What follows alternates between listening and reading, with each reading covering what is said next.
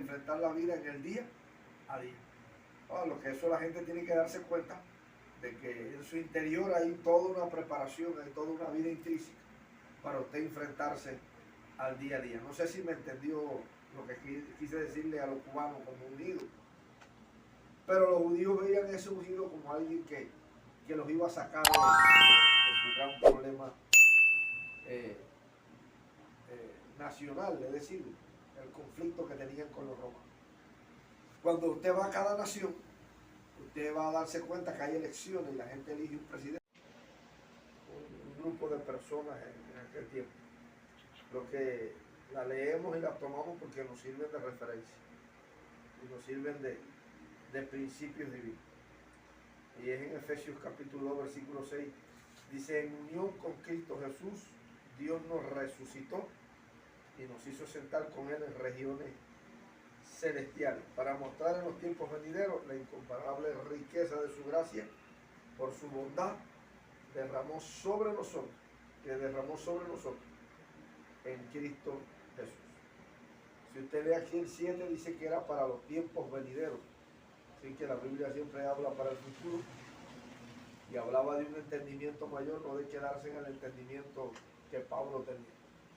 Y dice que nos hizo sentarnos.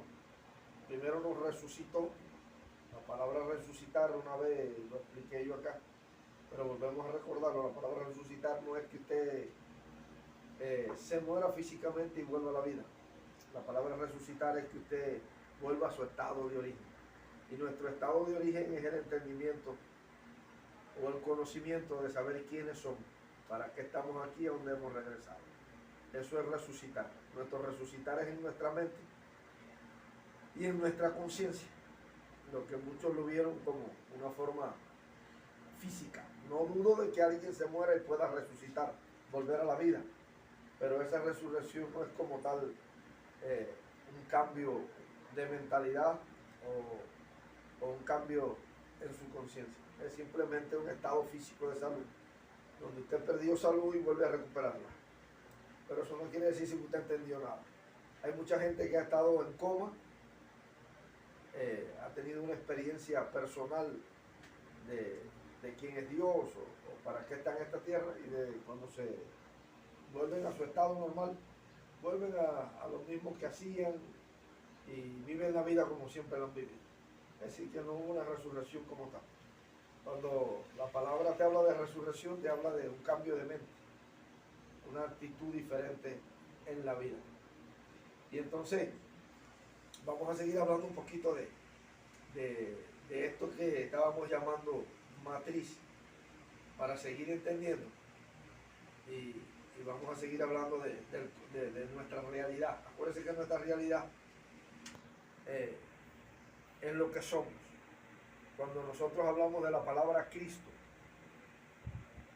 la palabra Cristo significa ungido, o significa Mesías, alguien que había de venir o alguien que vino. Pero si usted se pone a investigar, ahora en la Biblia usted va a ver un solo Cristo, Jesús, el Cristo. Entonces, la religión nos metió en un molde de cómo tú tienes que orar y de cómo hacerlo, conforme a lo que un hombre te enseña. Y acuérdense que estamos hablando de la matriz. Entonces matriz o matriz es un molde. Cuando usted va a los billetes de a 100, de a 50, de a 1000, de a 500, lo que sea. Si son billetes cubanos, todos los billetes se hacen en Suiza, no sé si usted lo sabía, y se pagan o se respaldan en oro. Si ese país no tiene oro, usted no tiene billete. Por eso es que en Cuba no se ha hecho más billetes, porque Cuba está empobrecida económicamente y entonces no puede hacer nuevos billetes. Ahora lo que van a hacer es, si usted no sabía, tienen una matriz, un molde. En otros países hay mucha gente que falsifica el dinero, porque es una matriz, es un molde donde se pone un papel especial, y ese molde con una pinta especial toma por una cara y por la otra una imprenta, toma el molde de esa matriz. Entonces, por muchos años nos enseñaron que Cristo era el molde de los hombres. Ahora hago una pregunta. si Dios es Dios, y no estoy negando la existencia de Jesús, pero tenemos que entender esto. ¿Quién será la matriz de Lisbeth, mamá y papá? ¿Quién será la matriz? ¿Lisbeth? La matriz de Lisbeth físicamente, humanamente, es su papá y su mamá. Hubo una unión cuando el papá de Lisbeth se acostó con la mamá de Lisbeth. Hubo una unión, se hicieron uno y en la barriga de la mamá de Lisbeth ocurrió un proceso de embarazo, porque matriz también quiere decir matriz, donde se incuba o se guarda algo. Y entonces se unieron los dos ADN, se unieron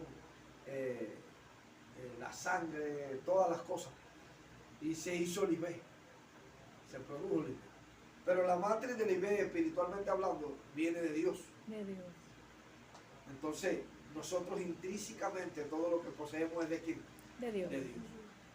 Ahora, nosotros nos enseñaron que Cristo es la vida. La palabra Cristo, acuérdese que significa la vida interior. ¿Ven? Ya le estoy, para que usted vaya entendiendo por qué le empecé a hablar de Cristo, la vida. Entonces, para los judíos, esa vida era la de un hombre que venía. Pero para nuestro entendimiento ahora, Cristo es la vida de Dios en el hombre, como la matriz de todos los hombres. Entonces no quiere decirse que Cristo fue el primer hombre. No, porque la palabra Cristo no viene de la palabra hombre, sino de la palabra Mesías, que es enviado. O sea, alguien enviado no es enviado de carne y hueso, sino enviado en espíritu. Entonces, no podemos decir que Jesús, el que vino en aquel tiempo, era la matriz de Dios, sino que ya Dios había prefijado antes de los tiempos que la vida de él iba a estar en todos los hombres, pero ya Dios lo había hecho de antemano. Por eso es que a veces yo leo la Biblia, pero la leo con cuidado porque puede contradecir algunos textos. No porque se quiera, sino porque los hombres la hicieron así para controlar. Miren Efesios capítulo 1, versículo 3. Se lo voy a leer, dice: alabado sea Dios, Padre de nuestro Señor Jesucristo. Acuérdense que cuando la Biblia habla de Padre, habla de Espíritu. Que nos ha bendecido en las regiones celestiales con toda bendición en Cristo. Y Dios nos escogió en Él. Dios nos escogió antes de la creación de ¿qué? Del mundo. Entonces, Yurki, aunque nació en el año 1974, ¿no? 78. No sé que tú eres de mi edad, pero tú eres más joven. Ya Dios sabía que iba a nacer en esa fecha. Ya Yurki estaba. Yurki lo que estaba esperando era un cuerpo de piel y carne para esa vida, Cristo, estar en ella. ¿Ya me entendió? Lidia, que nació más para allá que nosotros, iba a nacer en ese año. El nombre es Lidia, que hay muchas Lidia en este mundo, pero esa Lidia que se llama Lidia Esther Arias, ¿no? Iba a ir a ese cuerpo de Lidia. En el 50. Ahí está, en el año 50. Entonces, todos tenemos una fecha de nacimiento, una fecha de aspiración. Lo que no sabemos, nosotros no sabíamos ni cuándo íbamos a nacer, y ahora que ya sabemos cuándo nacimos, no sabemos cuándo nos vamos a morir. Es un lío el ser humano. Pero acuérdese, esa vida ya había sido prefijada antes de usted pensar estar. Esa vida iba a estar, ya estaba en usted. No fue que lo escogieron al azar, no, ya estaban. Todos los hombres tienen esa vida. Lo que pasa es que en este plano terrenal los hombres tienen que reencontrarse en esa vida y empezar a ser entendidos en la vida que ya poseen y tienen. Eso le llamamos realidad. Nuestra realidad no es lo que otros nos digan. Nuestra realidad es lo que nosotros seamos capaces de entender de nosotros. Mi realidad ahora puede ser que yo no tenga almuerzo hoy, pero la realidad de Lisbeth puede ser que tenga almuerzo, pero que no haya jabón en el baño para bañarse. Un ejemplo. Puede ser su realidad. Entonces, la realidad mía no es la de ella, físicamente hablando. Pero nuestra realidad divina es la misma. Tenemos un mismo Dios, un mismo sentir, un mismo deseo. Porque todos nosotros, de una forma u otra, ya no buscamos a Dios religiosamente, pero seguimos entendiendo sobre la base de lo que es Dios para nosotros poder reencontrarnos. No volver, porque ya nosotros volvimos también. Así que usted no está tratando de volver a ningún lugar. Usted sabe que ya regresó, pero usted lo que está haciendo cada domingo es entendiendo más quién es usted para vivir en este plan que nos tocó vivir, porque vivir no es cuando nos vayamos, sino ahora. La hora de Dios es hoy. Cada día es la hora de Dios. Día a día. Por eso es que cada día que usted se levanta, la mejor oración es darle gracias a Dios por la vida. Que abrió sus ojos, tiene vida de nuevo. Usted no sabe cómo va a acabar el día. Ese es otro gran problema. Que usted no sabe cómo va a acabar el día. Lo que nosotros decimos por fe, como nos enseñamos, nos va a ir bien. Y voy a vivir este día y me voy a contar y me voy a levantar al otro. Pero eso nadie lo puede asegurar. Hay gente que se acostaron y no se levantaron más. O hay gente que salió a la calle y va caminando, vino una moto, lo chocó y lo mató. O le dio una enfermedad de momento, un infarto cardíaco, algo y se murió. Y usted dice, oye, ¿tú sabes quién se murió ayer? ¿Cómo fue? Eso sí yo lo viví. Y todo, de una manera u otra, no tenemos la vida agarrada por el mango para decidir qué vamos a hacer. Pero sí estamos seguros que ya regresamos a un lugar, a un hábitat, y que de ahí no nos vamos a salir más nunca.